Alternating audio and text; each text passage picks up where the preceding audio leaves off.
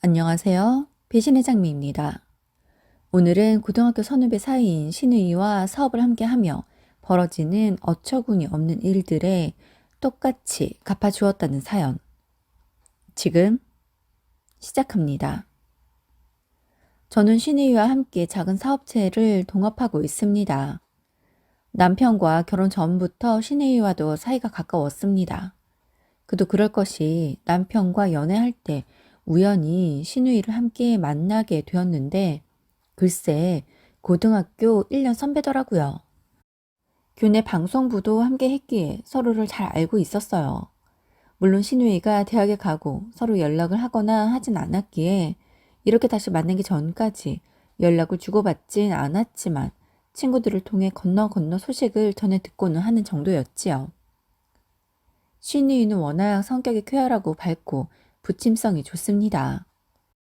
그래서 고등학생 때도 선후배들이 모두 신우이를 좋아했어요.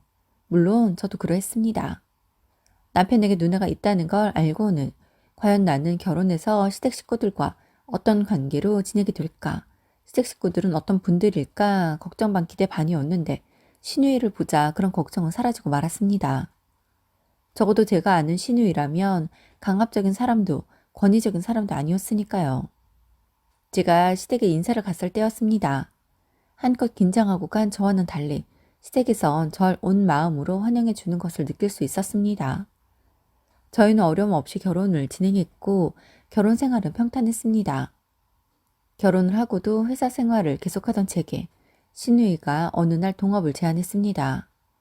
형님은 당시 인터넷으로 판매를 하고 있는 작은 1인 회사를 운영 중이었는데 아무래도 혼자 하다 보니 잠자는 시간은 빼고는 하루 종일 일에 매달려야 해 힘들다며 제게 함께 일을 하자고 제안을 했습니다.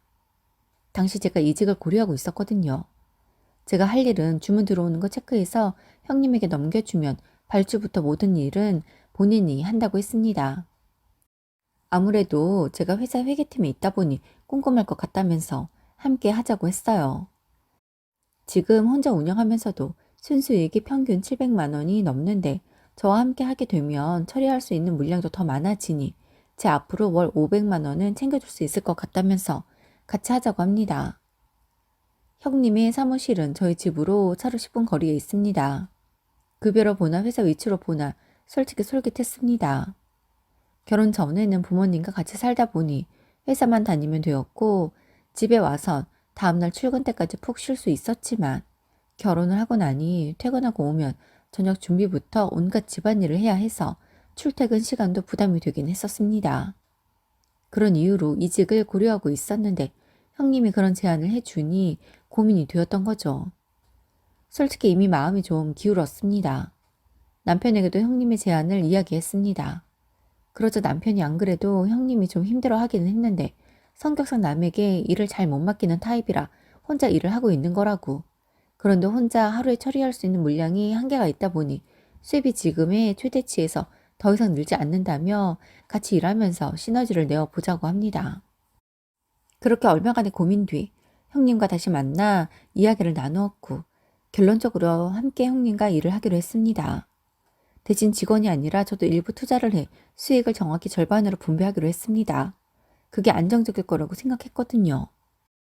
형님은 혼자 일을 해서 그런지 창고에 물건들이 산재해 있었고 사무실은 정돈이 안 되어 있었습니다. 일을 하려면 정리정돈이 먼저 필요했습니다. 그래서 형님에게 여기에서 버려야 할 것이 무엇이냐고 했습니다. 그러자 형님은 버릴 건 딱히 없다고 혼자 일하다 보니 너무 바빠서 정리가 안 되어서 그렇다고 합니다. 그렇게 형님과 주말 이틀 내내 사무실과 창고를 뒤집어 엎어 정리를 했습니다. 형님과 처음 일을 시작하던 날 주문서 들어온 창에 들어가니 주말 동안 엄청난 양의 주문들이 들어와 있습니다. 회사에서도 다양한 프로그램들을 써보았기에 프로그램을 익히는 데에는 어렵지 않았습니다. 주문서들을 뽑았고 주문 들어온 제품들의 수량을 파악해 넘겼습니다. 형님은 제가 뽑아준 서류를 가지고 물건들을 챙겼습니다. 저는 당일 주문 들어오는 것들도 정리를 했습니다. 그리고 주말에 정리해둔 창고에서 번호별 물건을 분류해 당일 배송이 나갈 수 있도록 했어요. 그러자 기존의 하루 처리 수량이 100이라고 하면 150까지 가능하더군요. 미친 듯이 주문 물건들을 발송 처리하기 위해 송장을 뽑고 모두 포장해 택배 아저씨가 오기 전까지 모두 처리를 했습니다. 형님은 제게 함께하니 너무 좋다며 힘도 나고 일도 잘 된다며 자신이 탁월한 선택을 한 것 같다고 합니다. 그렇게 그날 택배를 모두 보내고 창고 재고를 바로 파악했습니다. 그러자 형님이 재고 파악은 일주일에 한 번만 해도 된다고 합니다. 없으면 고객에게 전화해 품절을 알리고 환불해 주면 되고 사이트에는 일찍 품절 처리를 해두면 된다면서요. 그런데 그러면 일을 두어 번씩 해야 하는 거잖아요. 매일 퇴근 전 10분만 짬을 내면 재고 파악을 할 수 있는데 말이에요. 그래서 앞으로는 그렇게 하지 말고 둘이니 일을 좀 더 일목요연하게 하면서 다시 일의 틀을 잡아보자고 했습니다. 그날부터 퇴근 전 재고 파악을 위해 창고로가 정리를 했고 부족할 것 같은 물품들은 발주까지 넣고 퇴근을 했습니다. 그러자 특별한 상황이 아니고는 품절이 거의 일어나지 않았어요. 형님은 저와 함께 일을 하면 매출이 1.5배 늘 것이라고 예상했었는데 막상 손발이 맞아가고 일을 하는 방법과 스타일을 바꾸니 매출은 2배가 되고 어느새 3배까지 올라 있었습니다. 형님은 제게 너무 고맙다고 했습니다. 물론 매출이 늘어난 만큼 제가 가지고 가는 수익도 만족할 만큼 늘긴 했어요. 그런데 같이 일하다 보니 형님이 막상 할 줄 아는 게 많이 없더라고요. 컴퓨터로는 오로지 주문서 확인과 발송 처리하는 것 정도 할 줄 알고 거래처에 발주를 넣을 때도 전화로 일일이 주문을 하였습니다. 그렇다 보니 가끔 실수가 나기도 했지요. 저는 이전 직장에서 모든 걸 문서화해 일을 하다 보니 그런 게 좀 답답했습니다. 그래서 거래처에 발주도 거래처별 품목별로 나누어 발주를 넣었고 재고 수량에 당일 입고 물량, 당일 출고 수량을 모두 기입해 그날의 모든 것들을 수치화했습니다. 물론 그에 따른 지출액과 수입액, 수익 등도 서류로 만들었고요. 모든 것들은 일주일 단위, 1개월 단위로 묶어 파일을 만들어 보관했습니다. 앞으로를 위해서도 그런 자료가 필요하다고 생각했습니다. 게다가 형님은 운전도 하지 못했어요. 그랬기에 저희 집 인근에 살고 있는 형님은 매일 아침 저와 카풀을 출퇴근을 했습니다. 그리고 가끔은 새로운 아이템들을 찾아내기 위해 발품 팔며 다닐 때도 있는데 그럴 때마다 전 형님을 옆에 태우고 함께 다녀야 했습니다. 하루 종일 돌아다닌 날에는 저도 정말 피곤하고 힘든데 형님이 운전을 못하니 피곤해도 힘들어도 언제나 저만 운전을 했지요. 종이짝 체력인 형님은 언제나 돌아오는 길에 조수석에 앉자마자 넉다운이 되어 도착할 때까지 자기 일수였었습니다. 불만을 갖자면 한도 끝도 없지만 그러지 않기로 했습니다. 운전이 무서워 못하겠다는데 어쩌겠어요. 그렇게 한창 승승장구하던 중 전 아이를 갖게 되었습니다. 형님은 제 임신 소식이 똘듯이 좋아하더군요. 형님은 아이가 없었습니다. 형님 부부 모두가 딱히 아이를 원치 않는다고 하더군요. 처음엔 딩크는 아니었는데 조금만 더 있다 가져야지 하다 보니 어느덧 결혼 7년차가 되었고 이제는 굳이 아이를 낳을 이유가 있을까 싶어 갖지 않는다고 합니다. 그러면서 제 임신은 너무 축하해 주더라고요. 귀여운 조카가 생길 생각에 벌써 마음이 들뜬다고 합니다.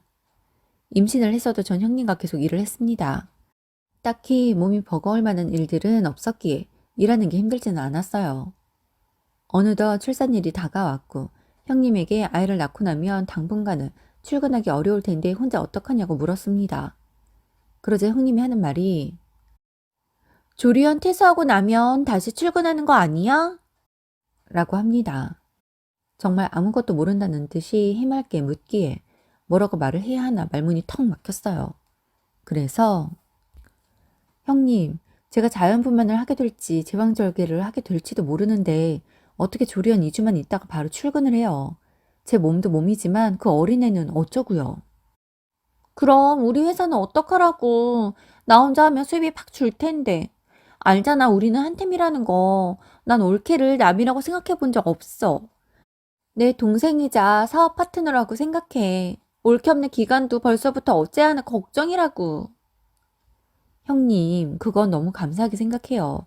하지만 저도 아이를 처음 낳는 거라 아직 어떨지 감도 안 오고. 친구들 이야기 들어보니 애 낳고 3개월은 애기 키우는 데만 도 정신이 없어서 제 몸 회복은 둘째라고 하더라고요. 최소한 3개월은 시간을 주세요. 그러지 말고 저 출산휴가 주세요. 아유, 애 못 낳아본 사람 서러워서 살겠나. 출산휴가가 다 뭐야. 우선 옳게 말이 뭔진 알겠어. 당장 아이도 낳아야 하고 몸도 회복해야 하니까 당분간은 쉬는 것으로 알고 있을게. 대신 3개월 뒤엔 출근해야 하는 거 알지?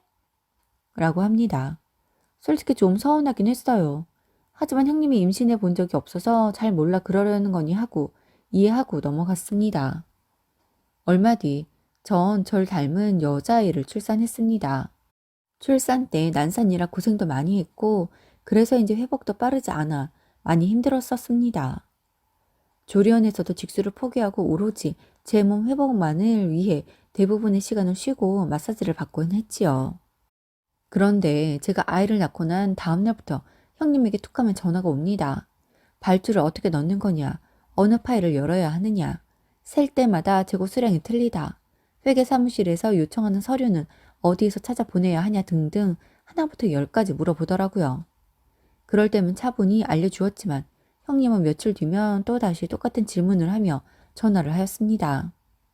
조리원에서는 그래도 좀 나았어요. 집으로 돌아가 온종일 육아하느라 정신이 없는데 형님 전화까지 받고 있자니 정말 힘들더군요. 하지만 둘이 하던 일을 형님 혼자 하려니 버겁고 정신이 없어 그런다고 이해를 했습니다. 출산한 지 한 달이 지난 어느 날 형님이 전화를 해 다짜고짜 언제까지 쉴 거냐고 합니다. 그래서 형님 최소 3개월은 쉬기로 했잖아요. 솔직히 3개월도 내키지 않아요. 아직 몸도 여기저기 아프고 아기가 너무 어리고 이런 애를 어떻게 두고 나가나 싶거든요. 무슨 말이야. 3개월은 아무리 생각해도 너무한 것 같아. 한 달이나 쉬었으니까 이제 그만 나와. 내가 그동안 올 게 없어서 아침마다 택시 타느라 교통비가 얼마나 나왔는 줄 알아? 지금 당장 정식 출근이 안 되겠으면 와서 거래처에 발주 넣고 당일 재고 파악이라도 해줘. 그러면 우리 애는 어쩌고요? 이 어린애를 두고 갈 수도 없잖아요. 올게 친정 엄마 계시잖아. 근처에 사시니 와서 봐달라고 하면 되지. 내 친구들 보니까 친정 엄마가 다 애 봐주던데. 애 낳았다고 이렇게 바로 회사 일 모른 척 할 수 있어? 그러지 말고 얼른 나와. 저도 형님이랑 일하면서 회사 키워가는 재미가 쏠쏠했기에 회사에 대한 애착이 있습니다. 그렇기에 아이 조금 키워서 어린이집 보내며 출근하려고 했어요. 그런데 출산 한 달 만에 나오라고 하니 솔직히 서운하더라고요. 그래서 남편에게 이런 마음을 이야기했고 남편이 형님에게 뭐라고 했는지 그 뒤로는 제게 전화해서 일에 대해 물을지언정 빨리 나오라고 보채지는 않았습니다. 저는 아이의 100일이 지나고부터 시어머니에게 아이를 부탁하고 출근을 했습니다. 아직은 이전처럼 풀타임으로 일하기엔 아이도 걱정이 되고 체력도 안 되어 그러지는 못하겠더라고요. 형님은 제가 나왔다는 것만으로도 기뻐하셨습니다. 하지만 전 기쁘지 않았어요. 아이 걱정 때문이냐고요? 아니요. 회사의 꼴이 제가 처음 회사에 갔던 그날처럼 쑥대밭이 되어 있네요. 매출이야 둘이 감당하는 것만큼 나올 수 없다는 거 잘 알기에 괜찮은데 회사 꼴이 말이 아닙니다. 모든 서류는 제가 마지막 출근한 날에서 멈춰 있었고 창고도 엉망에 CS도 밀려 있더군요. 기존에 제가 만들어 놓은 시스템이 있으니 다시 정비하는 것은 어렵지 않았지만 석 달간의 양이 방대했습니다. 출산 후 매일 4시간씩 근무를 했기에 몇 날 며칠을 정리했나 모릅니다. 그렇게 다시 회사는 본 모습을 되찾았고 형님은 이제야 제가 온 티가 난다며 기뻐하셨습니다. 아이가 자람에 따라 저는 근무 시간을 늘려갔고 아이 돌이 지나고 나서부터는 풀타임으로 일을 했습니다. 회사는 점점 덩치를 늘려갔고 저희의 아이템들은 중박 이상은 다 쳤습니다. 그렇게 다시 승승장구하던 중 하루는 형님이 오전부터 계속 기분이 안 좋더라고요. 그래서 무슨 일이 있냐고 물으니 아니라고 괜찮다고만 하시네요. 그런데 종일 형님은 일에도 집중하지 못하고 혼자 울었다 진정하게 반복했어요. 아주버님과 다투셨나 싶기도 하고 어떻게 다퉜길래 이렇게 종일 울 정도인가 싶었습니다. 당일 처리해야 할 물량이 있기에 저라도 빠르게 움직여 최대한 일을 처리하고 난 뒤 형님에게 대체 무슨 일이냐고 물었어요. 그러자 형님은 절 멍하니 바라보다 그만 대성통곡을 합니다. 순간 머릿속으로 만 가지 생각이 스쳐갔어요. 아주버님이 재산을 날려 먹었나? 아니면 바람을 피운 걸까? 아니면 상상도 못할 어떤 나쁜 짓을 한 걸까 하고요. 그런데 제 상상은 모두 아니었습니다. 바로 형님이 임신을 했다고 하더군요. 그래서 너무 축하해 줬어요. 그건 분명 축하받아야 할 일이니까요. 하지만 형님은 자신의 인생에 임신은 계획이 없었기에 너무 당황스럽기만 하다는 겁니다. 이성적으로 생각하자면 낳아야겠고 자신의 앞날을 생각하면 이게 맞나 싶어 우울하게만 하다는 거예요. 그래서 분명 누구에게 물어도 낳으라고 할 거다. 하지만 그 모든 결정은 형님 부부가 짓는 것이니 아무도 강요할 수 없다고 했습니다. 그러면서 아이를 낳아보니 좋은 점들과 힘든 점들에 대해 이야기해 주었어요. 제 친언니도 아닌데 제가 낳으라니 말라니 했다가 나중에 어떤 원망을 들을까 싶은 마음엔 강력하게 낳으란 말은 하지 못했습니다. 이후 형님은 고민 끝에 아이를 낳기로 했다고 합니다. 잘했다고 했어요. 이제 낳기로 한 만큼 속상하다 울지도 말고 좋은 생각만 하라고요. 그것만으로도 태교의 절반은 하고 들어가는 거라고 했습니다. 형님의 임신 초기 정말 조심해야 할 때이기에 물건 들고 나르고 하는 건 당연히 제가 다 했습니다. 형님에게는 간단한 주문서 확인과 송장 출력만 하라고 했어요. 물론 앉아서 작은 물건 택배 싸는 것 정도는 하라고 했죠. 그런데 형님은 아이가 자라느라 그러는지 너무 잠이 쏟아진다며 일하는 중간중간 1시간씩 자러 휴게 공간으로 갔습니다. 저도 다 경험을 해봤기에 이해했어요. 진짜 잠이 미친 듯이 쏟아지긴 하거든요. 제가 한참 잠이 쏟아지는 시기에는 왜 그렇게 졸고 앉아 있냐며 대체 집에서 안 자고 뭐 하고 오냐고 하던 형님이 하루에도 몇 번씩 중간에 잠을 자러 가니 모든 일은 다 제 차지가 되었습니다. 그때도 분명 제가 잠이 올 수밖에 없는 상황임을 이야기했지만 그 잠을 퇴근하고 집에 가서 몰아서 자라고 하더니 정작 본인은 하루에 일하는 시간 중 절반을 회사에서 잠을 자버립니다. 형님에게 복수한다? 뭐 이런 마음까진 아니었지만 어디 너도 그때 내 마음, 내 기분 좀 느껴봐라 싶었습니다. 그래서 형님 또 자러 가요? 대체 일은 언제 해요? 잠은 밤에 집에 가서 자야죠. 지금 졸린 거 참고 일 마저 하신 다음에 집에 가서 몰아서 자는 걸로 해요. 라고 했습니다. 그러자 형님은 두 눈을 동그랗게 뜨더니 어이없어 합니다. 그리곤 잠을 어떻게 참아. 지금 당장 눈꺼풀이 다 내려와서 앉아있기도 힘든데. 하지만 오늘 할 일이 있잖아요. 저 혼자는 감당 못해요. 저도 임신했을 때 정말 너무 졸렸는데 휴게실에서 잠깐씩 눈 붙일 때마다 또 자냐고 하셔놓고 형님은 1시간씩 서너 번을 가서 자는 것 같아요. 라고 했습니다. 형님은 제 말에 살짝 놀라더니 내가 그랬나? 난 그때는 올케가 일하기 싫어서 핑계대는 줄 알았지. 미안해. 그땐 내가 몰랐어. 아무튼 미안하고, 나 너무 졸려. 이번엔 30분만 눈 붙이고 올게. 라고 하고 휴게실로 들어갑니다. 형님이 임신 6개월이 들어가던 어느 날, 아무래도 자신은 그달까지만 일하고 쉬어야겠다고 합니다. 그러면서 회사를 잘 부탁한다고 하네요. 그래서 그게 무슨 말이냐고 하니 배가 점점 불러와 힘이 든다고 합니다. 물론 임신 기간 내내 힘이 든 건 사실이지만 8개월이 넘어가면서부터 부쩍 힘이 붙인다는 걸 알고 있는데 형님은 일찌감치 힘들다며 일을 하지 않을 생각을 하네요. 그래서 나 혼자는 힘들다고 나와서 힘쓰는 일을 하는 것도 아니고 앉아서 일하다 중간중간 누워서 쉬기도 하니 최소한 8개월까지는 출근하라고 했습니다. 형님, 잊으셨어요? 제가 8개월 때 다리에 부종도 오고 너무 힘들어서 쉬겠다고 했을 때 앉아서 일하면서 뭐가 힘드냐고 하셨잖아요. 그때 힘들다고 생각했지만 형님 말에 울며 겨자 먹기로 출산 일주일 전까지 일했는데 지나고 보니 할만했더라고요. 형님도 지금은 힘든 것 같지만 막상 할만할 거예요. 제가 임신 기간 때 아이 핑계로 쉽게 힘들다며 약해질 뻔했는데 형님 댁에 막달까지 꽉 채워 일하면서 수입 챙긴 덕에 출산용품 살 돈 충분히 모았잖아요. 라고 했습니다. 제 말에 형님은 또 놀란 표정이 되더니 옳게 배가 불러봐야 아이 무게 정도라고 생각해서 뭐가 그렇게 힘들다고 그러나 싶었는데 막상 내가 배 불러보니 이게 보통 일이 아니네. 옳게는 어떻게 출산 직전까지 일한 거야? 난 지금도 힘든데 내가 그때 그렇게 말한 거 너무 미안해. 그래요. 뭐든 다 자신이 경험해 봐야 아는 거죠. 아니, 그것뿐이에요. 아이가 뱃속에서 자라면서 위장이며 방광이며 항문이며 다 눌려서 힘들었잖아요. 그래서 화장실 자주 가는 건데 일하기 싫어서 왔다 갔다 하는 거냐고 했던 거 기억해요? 게다가 저도 모르게 방귀 나오면 무안하기도 하셨잖아요. 막달엔 애가 위로 너무 치받아서 역류성 식도염 와서 힘들어하니까 임신이랑 그게 무슨 상관이냐고 임신을 했는데 왜 맨날 여기저기 아프냐고 이해가 안 간다고 하셨죠?